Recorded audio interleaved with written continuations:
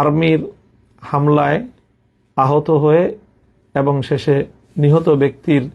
এই ঘটনাকে তাদের সন্ত্রাসী কার্যকলাপ রাজেশ খান তার নিজের অপরাধকে ঢাকা দেওয়ার জন্য সে আমাদের উপর এর দায় চাপানোর অপচেষ্টা চালিয়েছে। আমরা এই অপচেষ্টার তীব্র নিন্দা জানাই এবং সেখানে স্বাভাবিকভাবেই সিসিটিভি ফুটেজ থাকার কথা প্রতিটি কেন্দ্রকে সামনে রেখে সেখানে কি ঘটনা ঘটেছিল, সেনাবাহিনী কেন তাদের উপর হামলা চালিয়েছিল,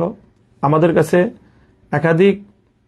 প্রত্যক্ষদর্শীর বরাতে এই সংবাদ এসেছে যে সেই দিন রাজেশ খান এবং হায়দার আলী তারা আর্মিকে চ্যালেঞ্জ করেছিল এবং আর্মিকে তারা সেখান থেকে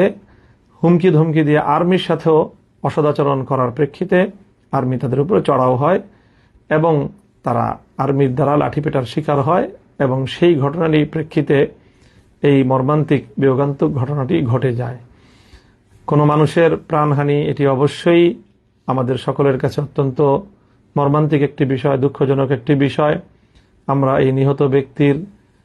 হায়দার আলীর মৃত্যুতে গভীর শোক প্রকাশ করছি।